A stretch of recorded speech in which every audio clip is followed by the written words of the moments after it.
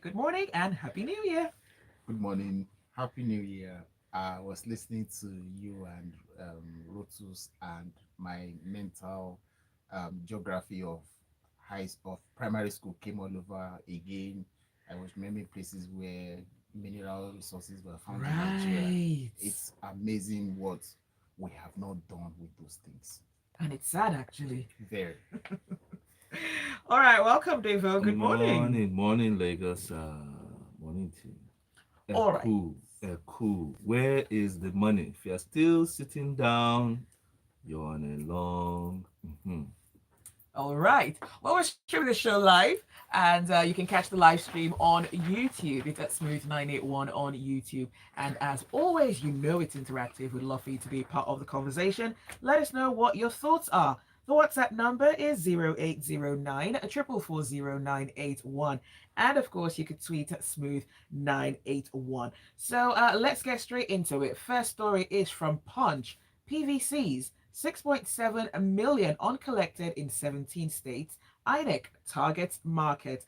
Now, about 6.7 million Nigerians have still not collected their permanent voter cards, and it's less than 8 weeks to the general elections. Now, data from the state obtained at the offices of the Independent National Electoral Commission revealed that 6.7 million PVCs were locked up in INEC safes across the country and, of course, the FCT. Now, INEC, of course, has announced the collection window for PVCs will commence or set to commence on 12th of December and it will end on the 22nd of January. Okay, let's get into this first. Mm. David, why do you think people are not picking up these cards? Well, the truth is there is a history to this, and it's very, very what I call it dangerous. And initially, at first, I was like, "Oh, I next story PVC is not really important," but it literally is the fulcrum of what is to be our future. Mm. Now, people must understand that democracy is powered by the people. Okay, it's a simple explanation. Democracy is powered by the people. And if it fails, it only fails when the people don't participate. That's what this type of governance is. Democracy is not about having a tyrant, a dictator, someone who just has his way and you have no say. No. Democracy is powered by the people. Now, the process that brings that to establishment is the election, okay?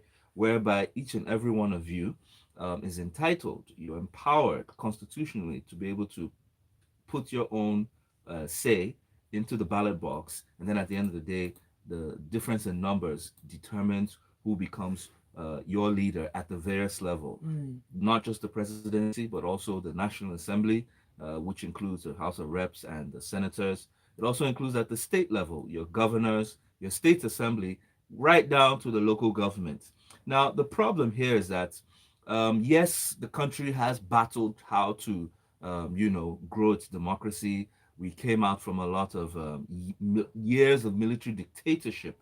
So I'm saying this so that the history of this apathy, people for a long time didn't believe that their vote counted. They were used to people dictating to them. They were used to not even participating. Mm. On election day, you see them come out and be playing football or just generally watching comedies and sitcoms on that day when the future of your nation should be determined. Now, it's gotten slightly better, but there's still a major problem. And ANIC is saying about 6.7 million cards out of 95 million cards that have been registered for this season. Now, simple facts on the ground. In 2019, which was the last election, Mm. about 28 million people voted out of 82 million registered votes nationwide. That's roughly Right. roughly one 25%. third. It's Yeah, about a they're about quarter. between 25%. 25, 30%. Yeah. And if we break that down even further, Buhari had about 15 million votes, Atiku had about 11 million, then the rest were cancelled, voided, not accredited. So what you're seeing, that one third of this nation, of the voting public, actually brought in your president. That's not encouraging. That's very poor. It means you can do very little and get into almost the highest seats of power within the country. Let's drive that in a little bit. The last Lagos state gubernatorial election in Yes, Lagos, that's even less than 1 million people out of 20 million people in Lagos. Let's say one third of that number were eligible to vote, which that number should be about Yeah, 7 million. about 6 Less million. than 1 million people actually elected our governor. And what that breakdown was about 739 votes, Yeah. with about going to Sonwolu, while about of the APC, while 206,000 votes went to Agbaje, who was of the PDP. Now, what it means is that um, literally politicians do nothing, do little, because the people who are meant to power it, who are meant to be part of it, because remember, at the end of the day, if you are hit with bad governance, which we see a lot of, we all groan. That's when you hear the 20 million voices shouting and screaming, or let's say in Nigeria, the 200 million voices screaming from abroad, locally, oh, things are not good. Now you have an opportunity. This is not God given, this is constitutionally given. There's no religion here. You have an opportunity to put your own say as to who will bring out. Now, let me say this categorically: voter apathy is worse than vote buying.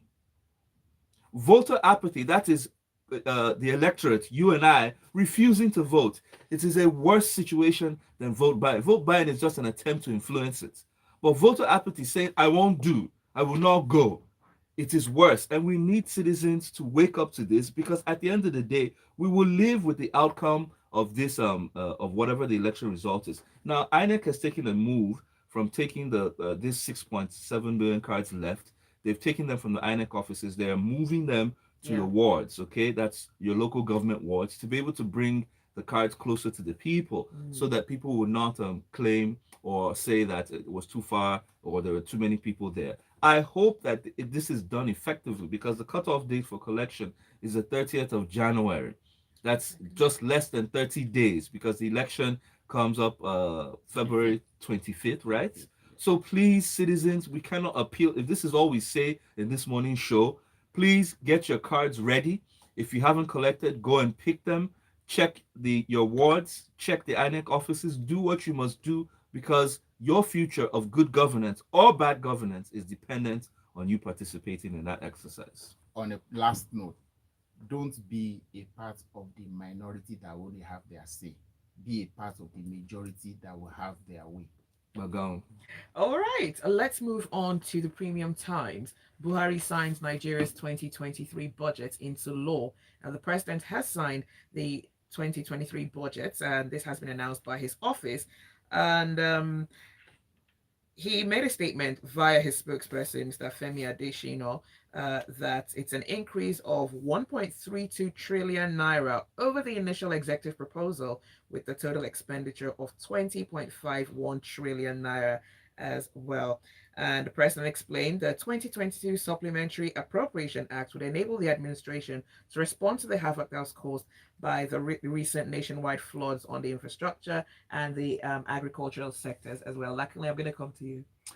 Right. The lighter note.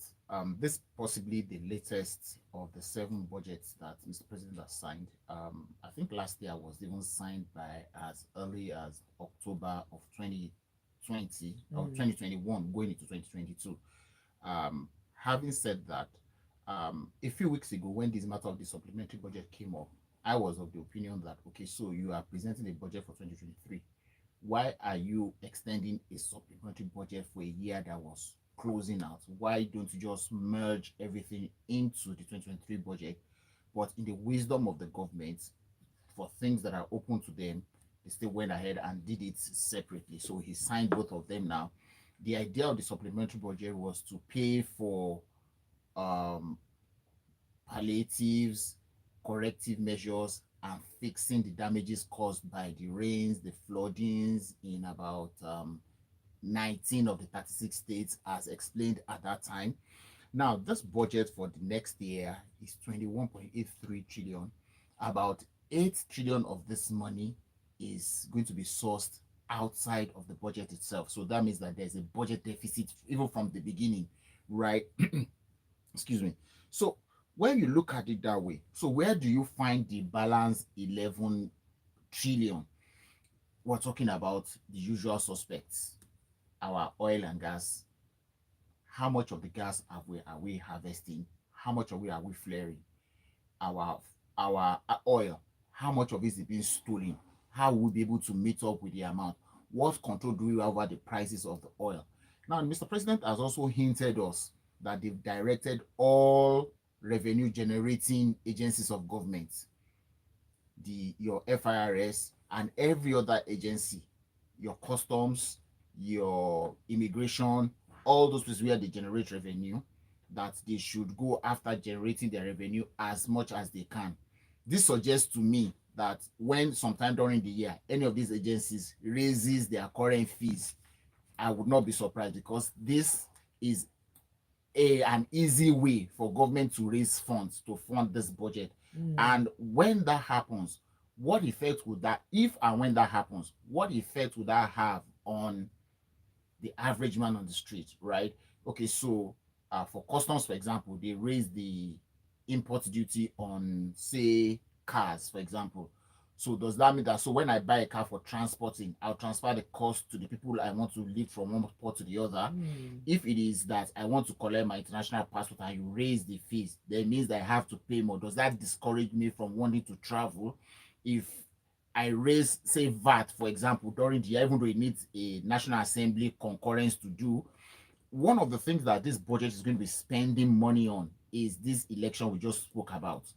Now, it says that they've made adequate budgetary allocation for the elections. Okay, so it is important also to also reiterate here that don't let us spend that money and let it go to waste. Let us be able to say that we are spending this money to conduct an election, and it was free, fair, and it was commendable, and we're all happy with who we have elected or not elected. And we need to also look at um not just hear this budget this way, like we've been saying for a few years now. Let all of us get involved. It's not enough to just vote and go home. Let us follow the money. Let us ask questions. Let us ask the questions from our local government, because this budget trickles down to the local government. Let us ask our local government officials how they spend the money that gets to them. Ask our governors how they spend the one that gets to them. And because these two levels of governance actually get away with a lot of things, including murder every day, because all of us are focused on the center. And guess what? The center only earns or spends maybe like 49% of this money we are talking about. Huge form of part of it ended up in the states and local government. But we ignore them and we focus on the center. So this budget is, I hope that this one will be the starting point where all of us will not just be interested in who is local government chairman, who is governor, who is president, but will be much more interested in how the monies that they have raised is being spent, and if it is justifiable. We need to challenge this thing so that nobody will be flying figures at us every time. It's also good to note here that the president also made an appeal to the National Assembly to securitize the ways and means of the CBN of last year. We know how much money the CBN has borrowed the government as the lender of last resort to the government. So it's asking the National Assembly, look, help us securitize this, convert it to an asset, so that you can sell it to somebody else as another form of loan. I mean, so these are the things we need to focus on. Those are the things that we hope that will happen, so that even when we're looking at when we're looking at the performance of the budget, we'll be able to say vis-a-vis what was estimated, what was spent. We'll be able to say, okay, we got value for money or we don't have value for money.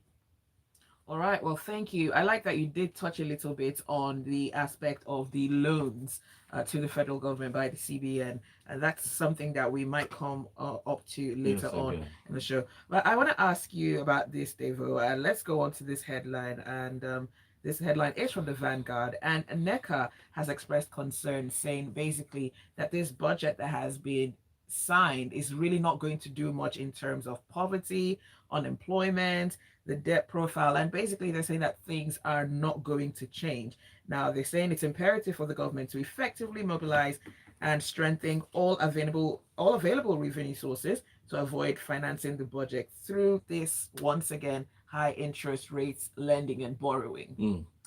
Yes, this whole Freshly Pressed is all about budgets. Show me the money. And money is important. It is important, and it determines everything. After you discuss about voting in the right government, whether you have or not, what the to a large extent defines whether they're going to deliver or not is the budget, meaning what is the plan. Sometimes we ask what's the roadmap. Sometimes you don't have to look for manifesto. Just look at the budget. The budget is a map as to what the federal government is going to do. So literally forget the promises. Forget everything they're telling you in their campaign season. Look at the budget. This is the hard fact. This is the reality. Now, NECA, that's the National Employment Employers Consultative yes, speaking as the voice of business and the people within the nation, has said that they don't see anything changing as regards poverty, as regards unemployment. You know how bad it is in Nigeria, up to about 40%.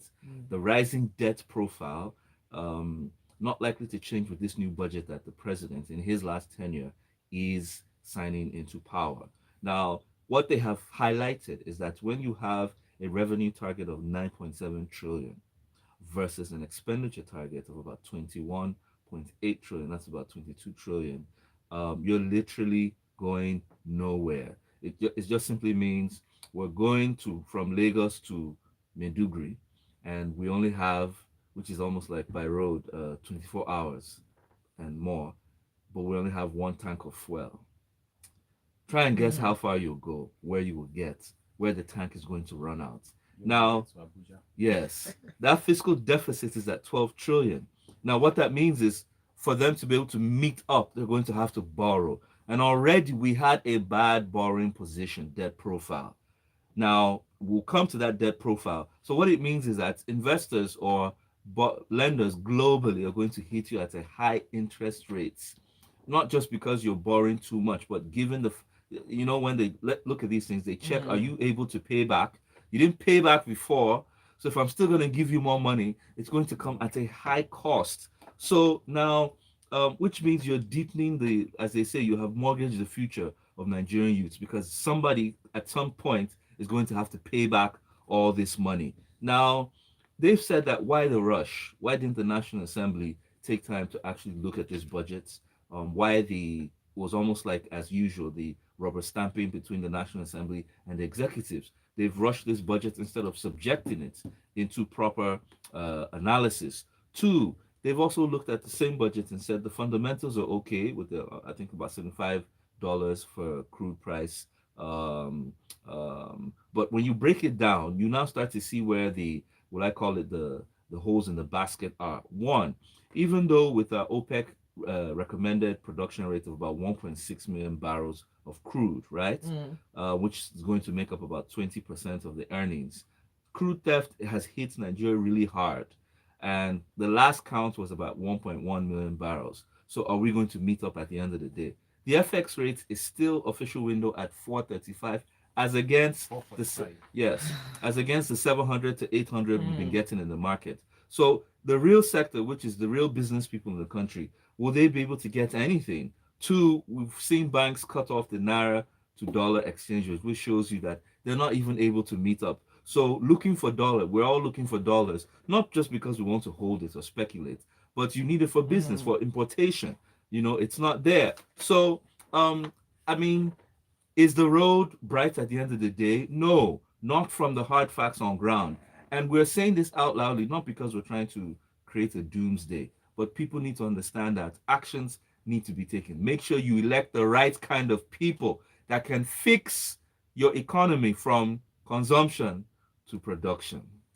All right, we'll take a quick break and we'll continue on the other side. I see your messages coming through. You can keep them coming. 0809 440 981. First Bank. Oh, you guys have Suddenly commercials. this thing is heavy in my ears. What? I don't know. How did you put it on? This Was it loud? No, it's not the physical. Maybe it's a different The one from the hardware. one you were using. Okay, so we're going to student loan, yeah? Yes, Student student loans, loan, okay. yeah. All right. I think that one is more important than the Yeah, ASU the check-off. ASU. The student loan is, but the student loan is a carrot stick. Not mind them. It's a carrot stick. They just want to make them feel nice. Because imagine if they had a good intent, Yeah. which world do they say Exactly. that if you don't pay back, Oh, we'll jail I you? shouldn't say much. We're streaming. It's just a wicked nation. My own is all about why is it that everything Nigeria, everything punishment is about jail. Yeah, The we people have a in jail, society where people people in are jail are punished for a plenty. lot. The jails are full They, already. It's a They are not culture. you even know, able these to. same assembly people, they went on free scholarship. Yes, now many of them went to school Free free. scholarship. And that's tautology. Oh. Wow. Now they want to jail their own people.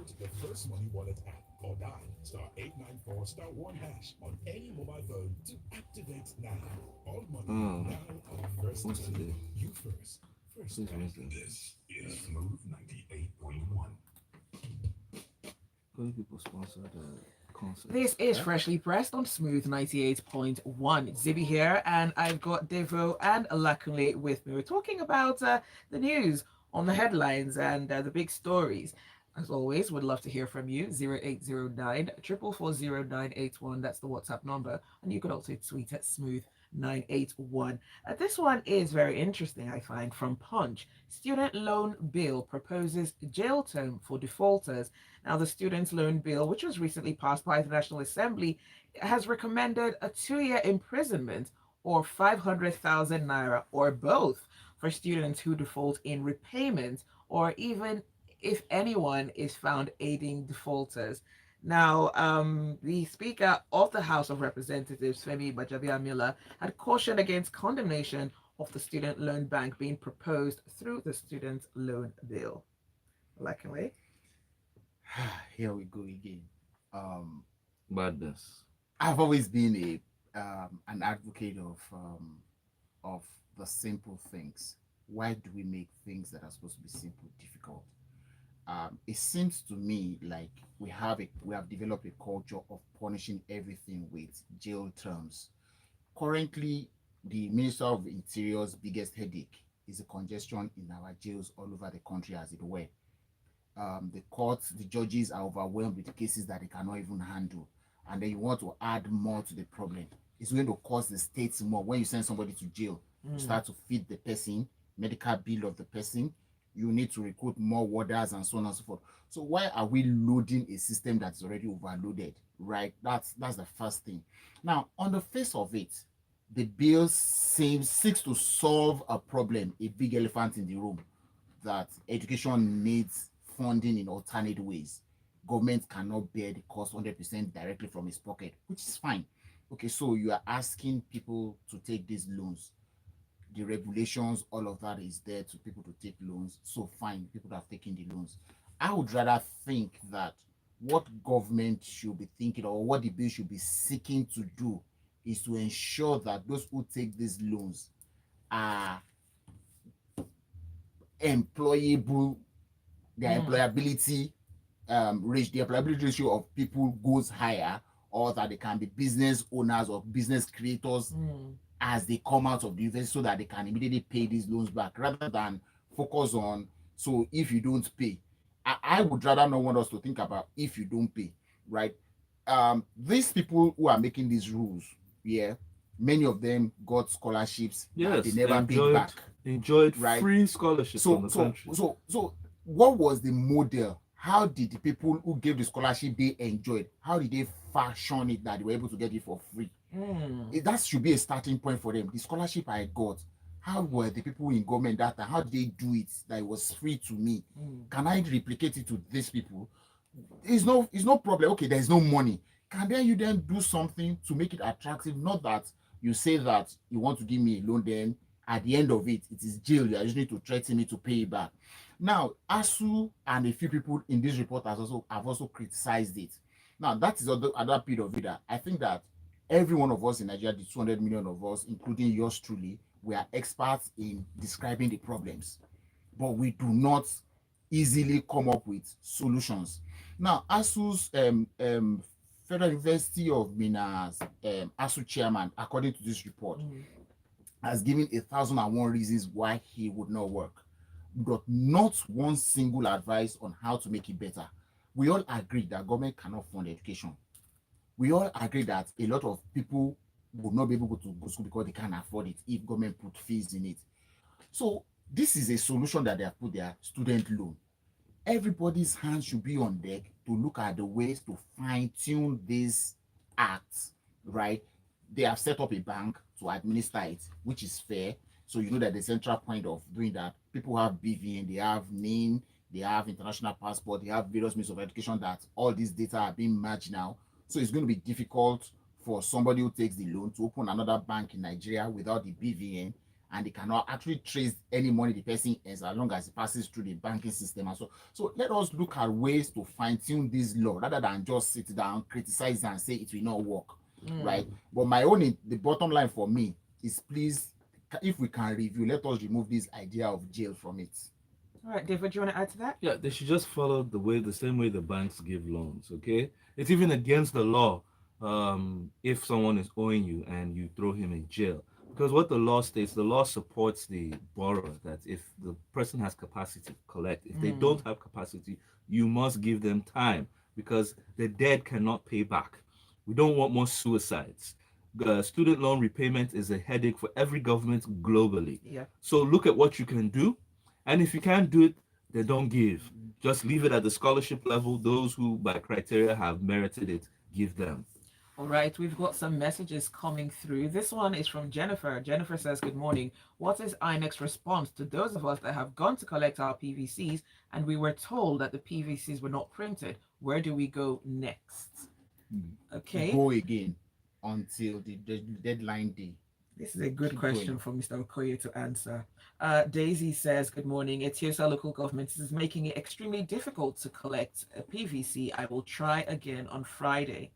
Stephen says, I feel disappointed that I will not be voting this year. Apparently, my details were not found on the voters register. On getting to the INEC office, I was told that I registered before, leaving my latest null and void.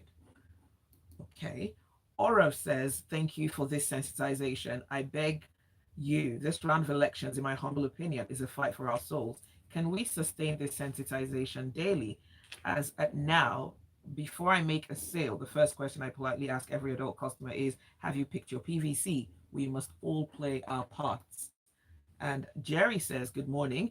INEC has not done well. They should hold to account those that register the underage voters. INEC is also not helping matters on the PVC collection. They should make the process seamless and less frustrating. How do we hold our government to account for anything practically? I mean, okay. Well, thank you for your message. Any last thoughts, gentlemen? Well, if you can, try. I know it's difficult, but please give INEC heat until they give you some positive response with your PVC. Nigeria is our country. We are not going to give up. We're going to do the best within our powers to ensure that we get the best out of everything. Yes, it's difficult and it's going to be difficult to do, but people don't give up.